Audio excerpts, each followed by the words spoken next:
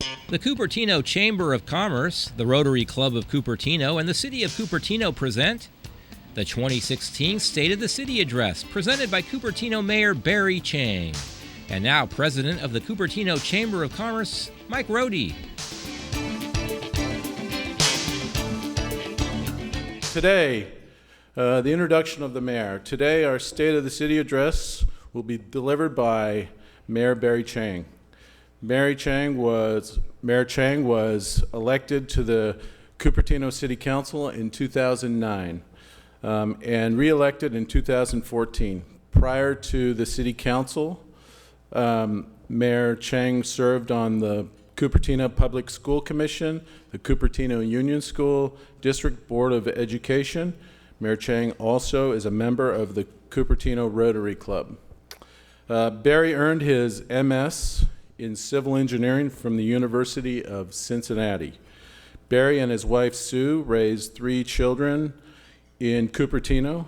Their children all attended Lincoln Elementary, Kennedy Middle School, and Monte Vista High School. 2 have graduated from UCLA, and the youngest just graduated from UC San Diego. So help me introduce and welcome Mayor Barry Chang.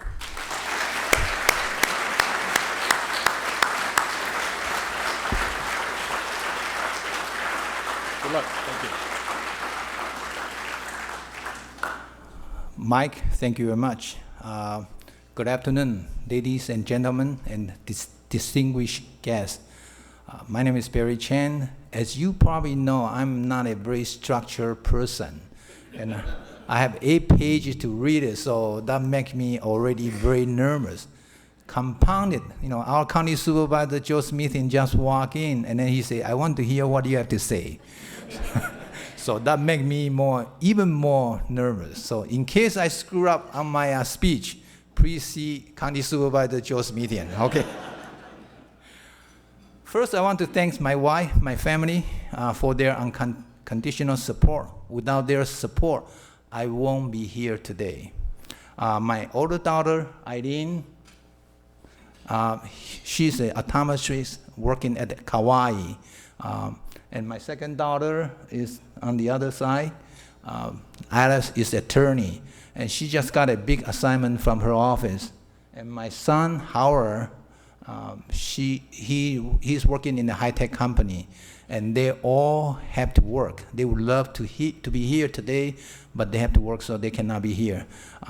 So only my wife here, and I really deep gratitude toward my wife. Sue, can you please stand up so people...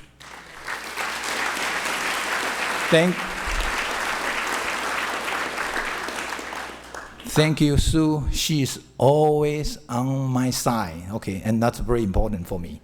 I also want to thank my colleague, my city council colleague.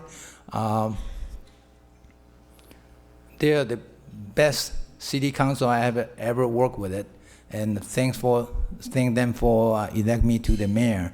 And then so I have them sit on the head table, okay. As I say, they are the best city council member, but if you disagree with me, you can see them easily after the meeting right at the head table here, okay?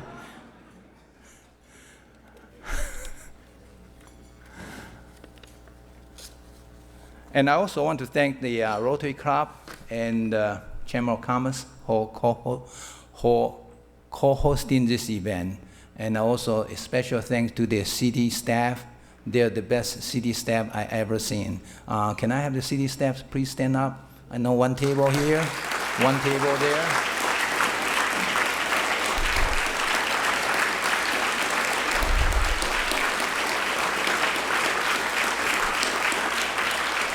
Thank you very much. And our city manager, David Brand, can you stand up again, please? Very tall guy, okay. And our newly appointed city attorney, Randy Hong, please stand up.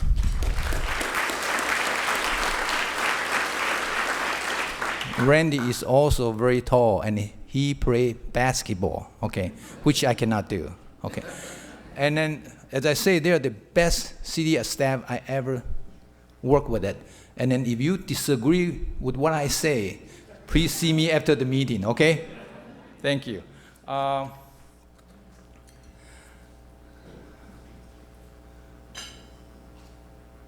Sorry, I need to read, okay? Yes, it has been a long time. I've been waiting for this for 6 years, right? It's been a long time. And then so when my city colleague elected me on December 1st, I was to be the mayor. I was so happy. So when we went home, my wife told me, she cited a Chinese quotation, to be a good mayor, you need 2 brushes of skill to do a good job, okay? Well, I'll say it in Chinese. Okay, here's the 2 brushes, okay? Chinese say, 需要2把刷子，你要有2把刷子才能够做好。Okay, so I do have 2 brushes. So I asked her, actually, how many brushes do I have? She said, you only have half of a brush. But you do have potential. And that's why she married me for 35 years, because I do have potential. She's right. I have potential with persistent will and a warm heart. And here are some examples. I started learning to ski when I was 40. Chinese guy at 40 started learning to ski, right? But I can manage to go down Black Diamond Trail in any ski resort, fine, okay? So I'm doing pretty good. And when I was 50, I switched to snowboard. How many of you snowboard, right? And I can manage to go down Gun Barrel. You know Gun Barrel in Heavenly, right? And one time when I came down, I saw the sign there with the warning sign with the skeleton. And it said, danger, you may die. Okay, but I'm still alive, so I have come down a couple times. And so here's the clipping of the snowboarding. You can see how well I'm doing. And here's my helmet.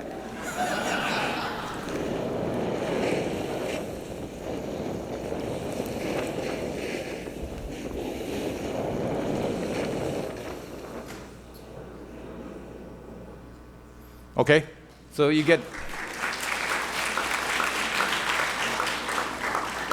If you want to see my real performance on the slope, come with me, okay? Snowboard with me.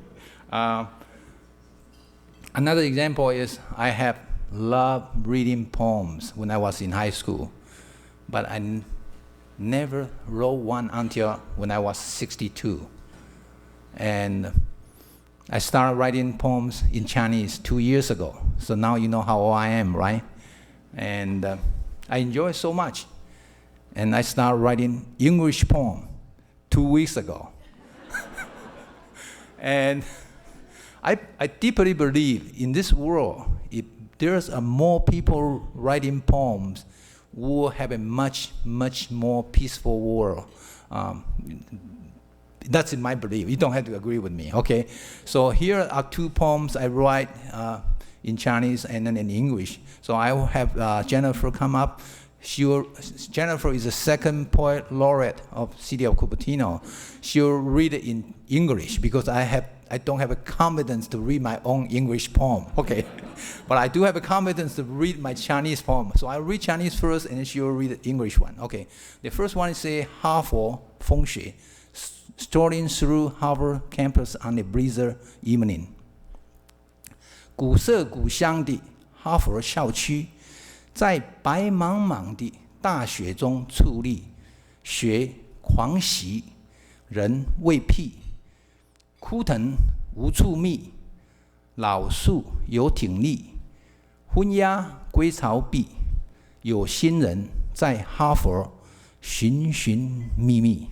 Jennifer, in English version.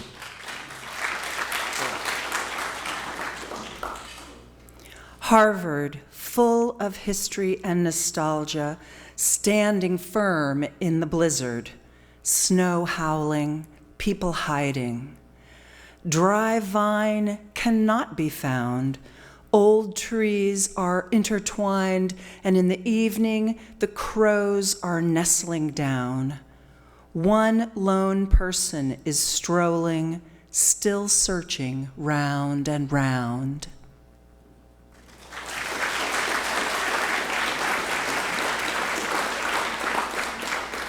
Much better than me, right?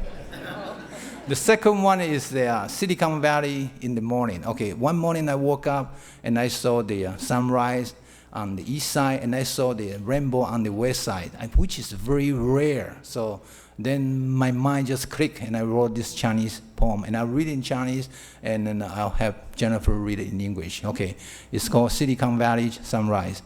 睡梦中醒来，跟你的美丽撞个满怀，清新招来，除尽昨日的阴霾，你还带来半天红彩。Silicon Valley sunrise. Just woke up from my dream, stumble onto your beauty. Early morning sunbeam in the winter air, fresh and clean. You wiped out yesterday's cloudy doubt and brought me rainbow proud. Thank you, Jennifer.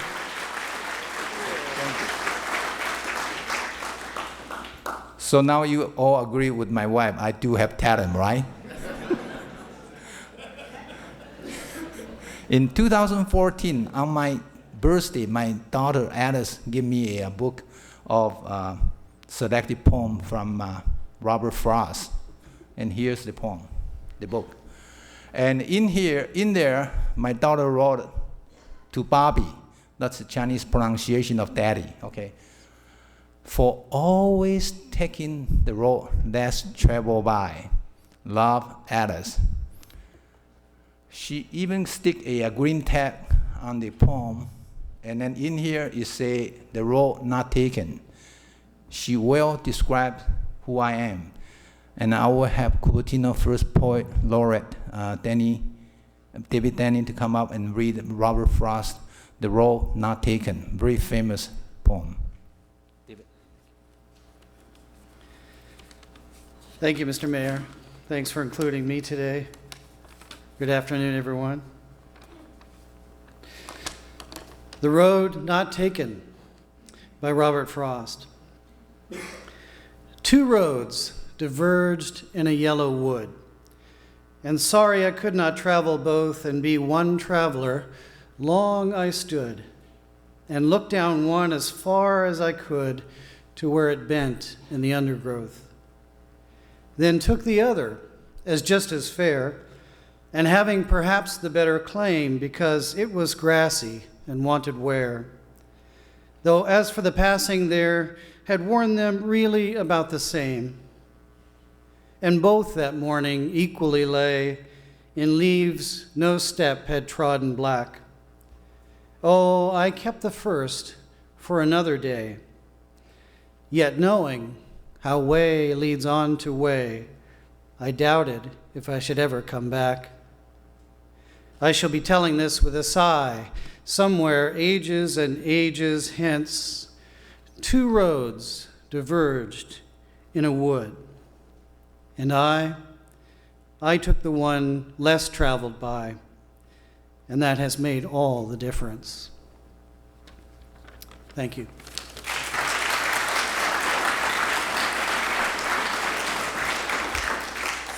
Thank you, David. Yes, I always took the road less traveled by, and that has made all the difference for me. The road ahead of us may be bumpy. However, if we all do the right things for our city, it will continue to be a great city on earth. I'm known for my straightforward style, so let me tell you the good news first. Our city is on a very solid financial ground.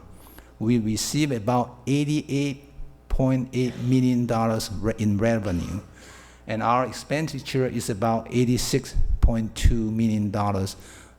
So we balance our budget fine. We have a little bit extra.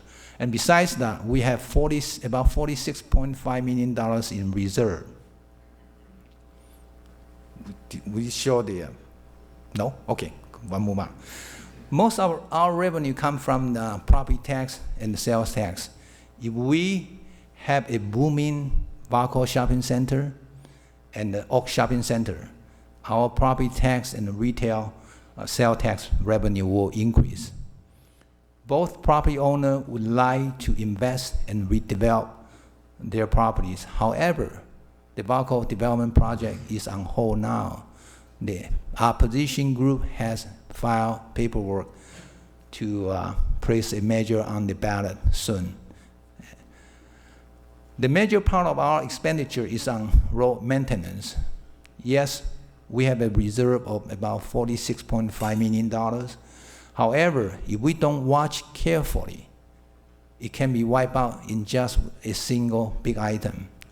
For instance, to build a brand new civic center will cost us about $70 million, which will put us in debt and leave no money for other important items like providing free shuttle bus service and making our pedestrian and bike lane more safer. The world is watching the Apple Campus 2 project. You may want to know where it stands. I visited the job site a couple months ago, and the Apple's senior executive told me it will be finished on schedule, on time, by the end of this year. So as you can see, right? And this building will be one of the most green buildings on earth. And another good news is Apple will have a very, very special Apple store in Cupertino.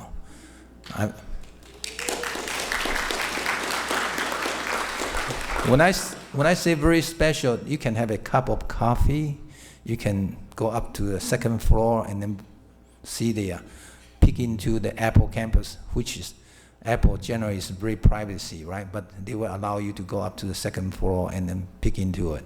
So that's a very, very special Apple store we're going to have, okay? There will be lots of excitement this year. So I would like to encourage all our residents to get involved, be informed, find the facts, tell the truth, and do the right things. Whatever you do will have a tremendous impact to this great city for a long term. In the meantime, be fair, be just, be honest, be kind to each other. I don't want to just paint a nice picture for our city, but we do have some great challenge ahead of us. Climate change, for example, is a big item. It's a very serious item. Yes, it is a global issue. However, it is all come down to individual action we take here. If we don't reduce the global the greenhouse gas emission, we're going to have a problem. Okay, and as Pope Francis put it, the climate change is a moral issue. He is absolutely right. And I said, if this generation is unwilling and unable to adapt the change of the climate, the human race may go extinct when the extreme weather hits, and which may come sooner than what we expected. And if that happens, that would be really a shame for all of us, because we climbed from the monkey to become this stage after about 5,000 years, and it totally got wiped out. That's really bad, okay? So please take a look of Carl Sagan's narrative about the small pale blue dot, our Mother Earth. From this distant vantage point, the Earth might not seem of any particular interest. But for us, it's different. Consider again that dot. That's here. That's home. That's us. On it, everyone you love, everyone you know, everyone you ever heard of, every human being who ever was, lived out their lives. The aggregate of our joy and suffering, thousands of confident religions, ideologies, and economic doctrines. Every hunter and forager, every hero and coward, every creator and destroyer of civilization, every king and peasant, every young couple in love, every mother and father, hopeful child, inventor and explorer, every teacher of morals, every corrupt politician, every superstar, every supreme leader, every saint and sinner in the history of our species lived there, on the mote of dust, suspended in a sunbeam. The earth is a very small stage in a vast cosmic arena.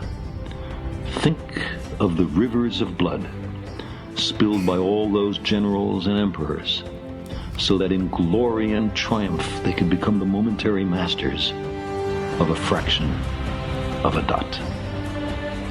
Think of the endless cruelties visited by the inhabitants of one corner of this pixel on the scarcely distinguishable inhabitants of some other corner. How frequent their misunderstandings, how eager they are to kill one another, how fervent their hatreds. Our posturings, our imagined self-importance, the delusion that we have some privileged position in the universe, are challenged by this point of pale light. Our planet is a lonely speck in the great enveloping cosmic dark. In our obscurity, in all this vastness, there is no hint that help will come from elsewhere to save us from ourselves. The Earth is the only world known so far to harbor life. There is nowhere else, at least in the near future, to which our species could migrate. Visit? Yes. Settle? Not yet. Like it or not, for the moment, the Earth is where we make our stand. It has been said that astronomy is a humbling and character-building experience. There is perhaps no better demonstration of the folly of human conceits than this distant image of our tiny world. To me, it underscores our responsibility to deal more kindly with one another and to preserve and cherish the only home we've ever known, the pale blue dot. So look at the Earth from the space. Our Mother Earth is just a small, pale blue dot. As of today, as what Carl said, we cannot find any other creature in any other place except on this small blue dot. It is very fragile, and we have to protect this pale blue dot if we would like to have our future generation to live and to thrive. So our city has initiated the community choice energy program. I want to thank our council member Raj Singh, who is champion on this. And we also put in the solar panel and at the service area.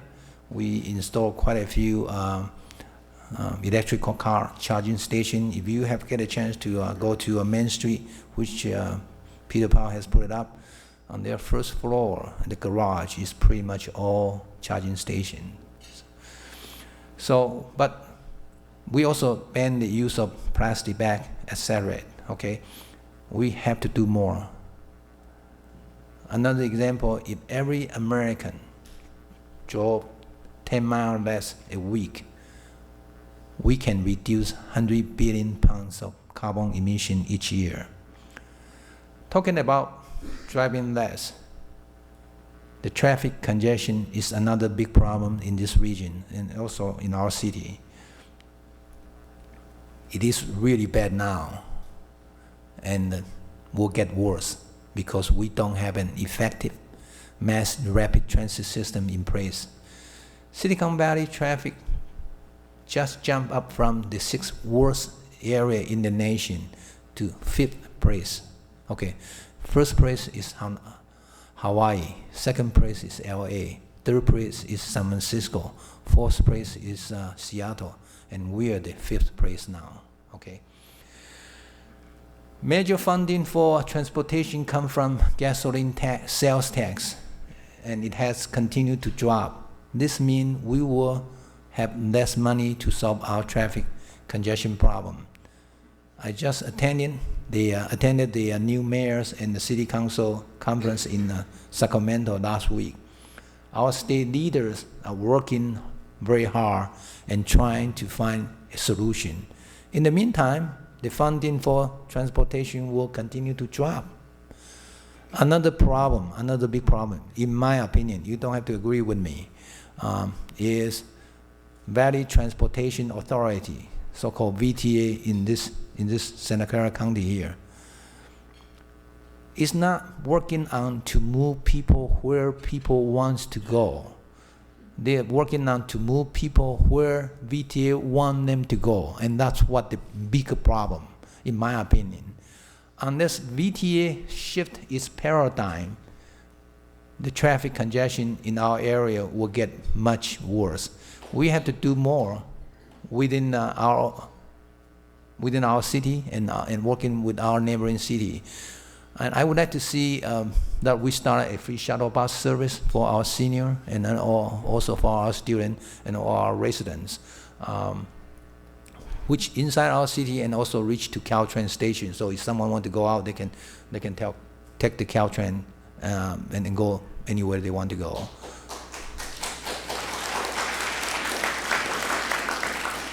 And we also need to do more to provide a safer path for our biker and our pedestrians. So I have asked our library commissioner and then also librarian Jerry Liu to host a video contest among our students to find a solution for our traffic. And Jerry, can you stand up? Can you give him a hand?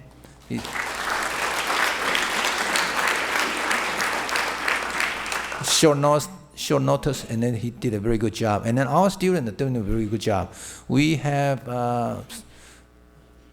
four winner for three prizes. So you will say, why 4 winner for 3 prizes? Because the number 1, number 2, and number 3, we have 2 number 3 ties. So instead of cutting one out, I give them both of them. So we'll see some of their work. So on the video.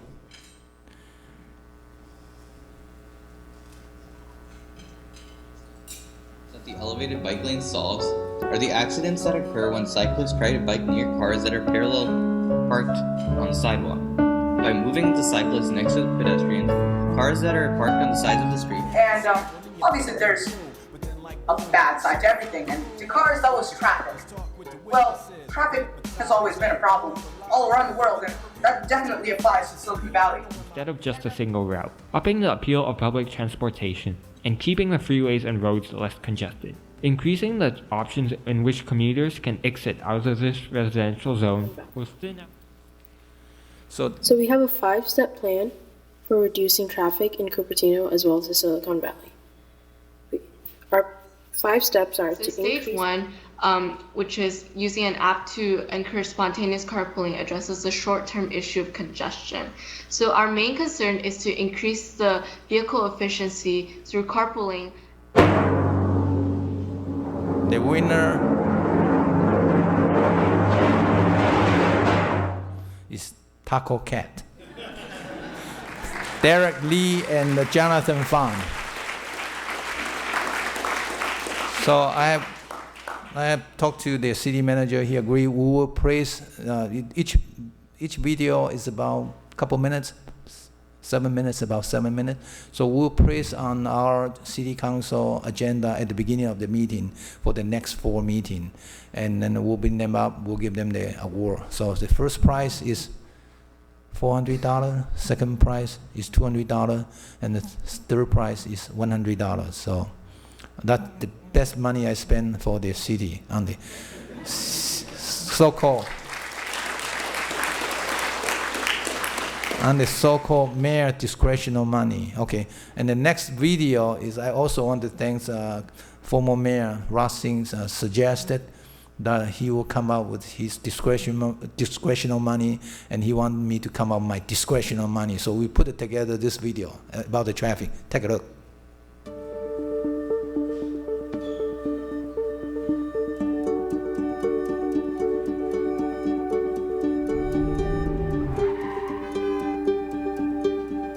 Traffic in Silicon Valley. It has gotten worse and worse, particularly with the economy booming. Every morning, commuters drive north on 85 and 280 from San Jose and cities to the south to jobs in Cupertino, Sunnyvale, Mountain View, and beyond. For much of their trip, they sit in traffic.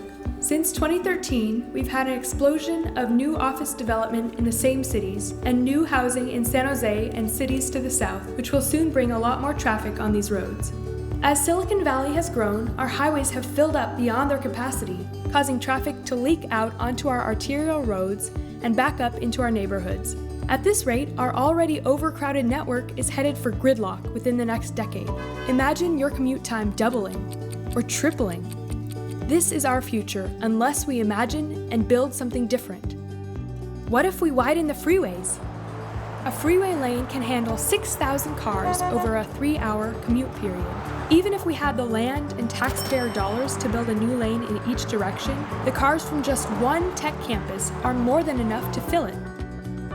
Why don't we demand that big companies solve the traffic problem themselves with private buses? Maybe Diamond or Express lanes will fix things. Big companies have taken many cars off the road, bringing up to half of their employees to work by private bus. But they're reaching the limits of what they can feasibly do moving their own employees. Both public and private buses are now getting stuck in the same traffic as cars, and our Diamond lanes are just as congested as the other lanes during peak commute time. There's no one-size-fits-all solution that will solve our growing traffic problem, but one thing is certain. We must provide transit alternatives that better use our limited real estate and get us to where we're going faster than in cars. This will take a dedicated transit lane or track, or a combined lane and track. Some say we've already tried public transit in Silicon Valley and it just won't work. Service is infrequent, ridership is poor, and geographic coverage is poor. In particular, it doesn't bring people to most major job centers, which is critical for effective service. And where it often runs too slowly to offer a faster alternative to cars. Some say that our metro area, dominated by single-story buildings, is not dense enough for transit, but many other metro areas with similar density have an effective transit system. Silicon Valley leads the world in innovation, but we live in a transit desert. So what are we, residents, businesses, decision makers, the people of Silicon Valley, going to do about it? How do we get out of this desert? How do we avoid gridlock if we want Silicon Valley to continue to prosper? How have other single-story metro areas solved this problem? We'll explore answers to these questions in our next video.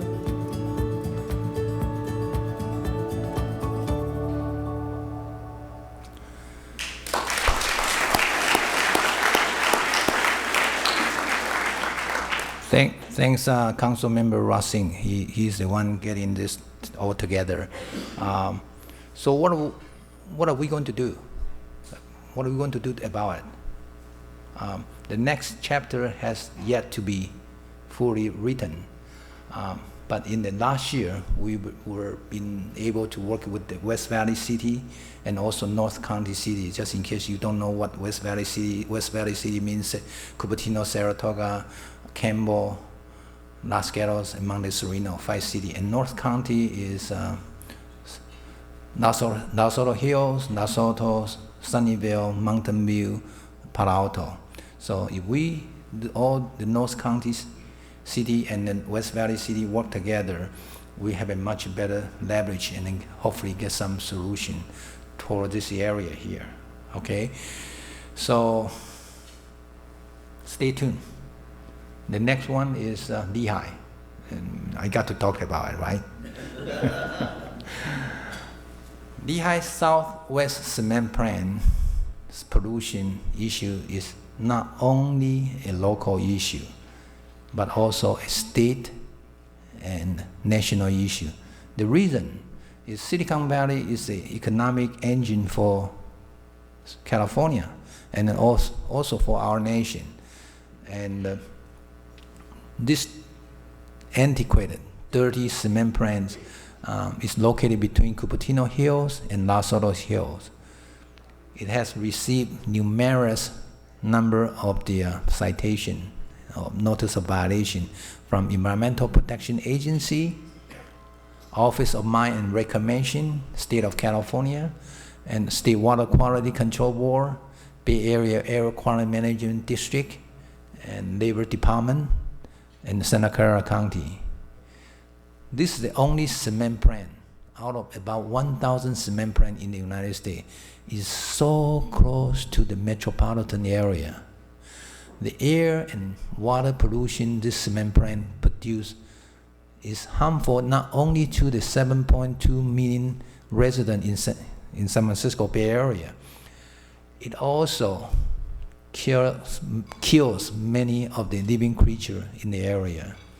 EPA just came down with their consent decree on April 29, 2015, and fined Lehigh Cement $7.55 million to clean up the Permanente Creek. EPA also issued a notice of violation regarding Lehigh's violation in the Federal Clean Air Act, and they issued a notice of violation on March 10, 2010. Lehigh still negotiated with the EPA for the settlement, and they've been negotiating for 6 years. And while they're negotiating for the settlement, they continue to pollute.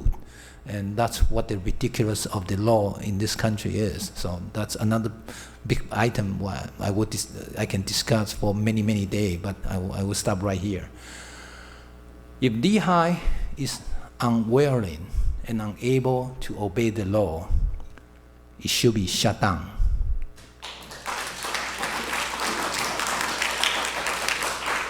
And we need help from the county supervisor Joe's meeting here, okay? Help us out, please. And our city is blessed with a very diverse population, and we do celebrate our different cultures, but we still have racial issue here. It is not as visible as the nation, however, or as bad as the nation. However, I have personally encountered several racial incidents.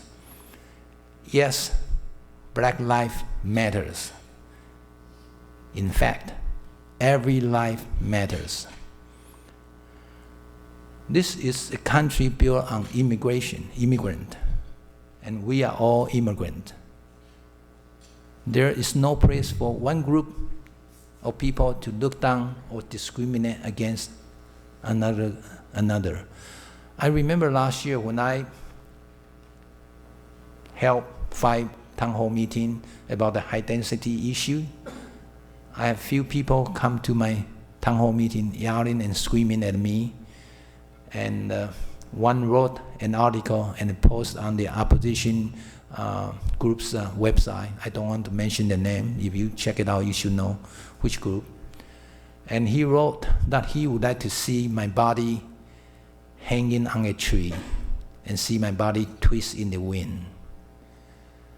And he has a PhD degree. And this kind of behavior has no place in Cupertino, has absolutely no place in the nation.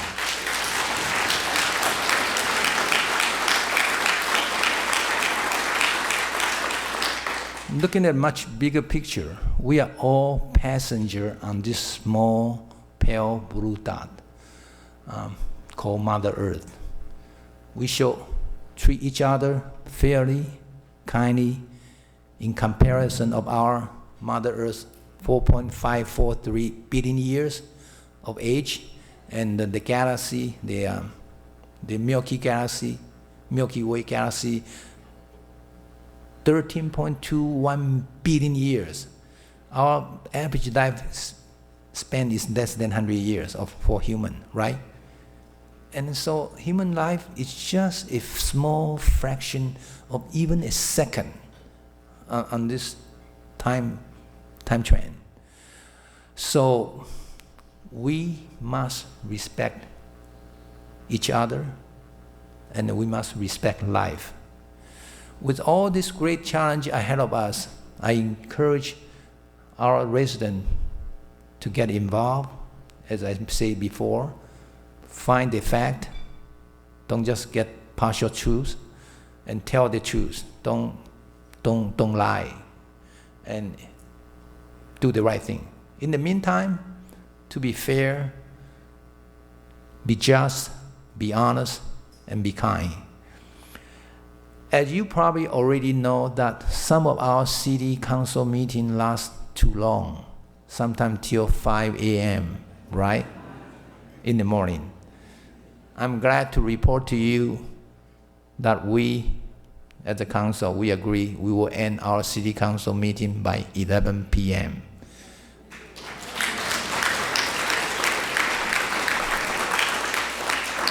And anyone and every one of you are welcome. Even you are in the opposition side. You have your 3 minutes, would pretty much reserved for you.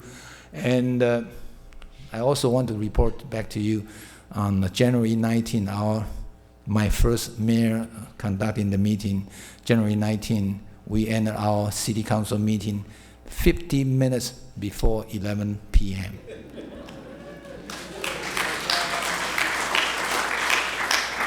So we have 100% successful rate, right? Even though it's only one meeting, but we are on the right track. I would like to have our city poet laureate, Amanda Williamson. She's the third one. So you heard the second one, the first one, now you have the third one. She will help me read Robert Frost's poem. Amanda, you want to come up? Calling Stopping by Wood on a Snowy Evening. Come on. Thank you. I'm glad to be in a city that supports the arts. Stopping by woods on a snowy evening. Whose woods these are, I think I know.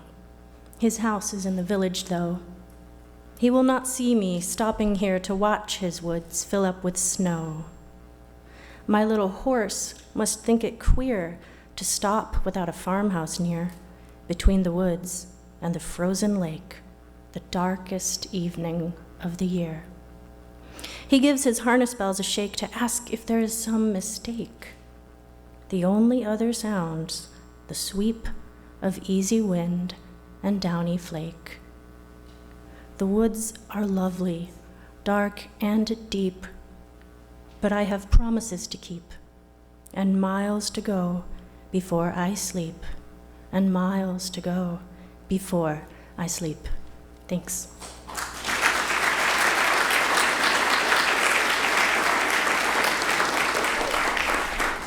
I'm also Amanda's student. She's teaching how to write English poem in Cupertino Library. So if you would like to learn how to write poem in English, please come to Cupertino Library.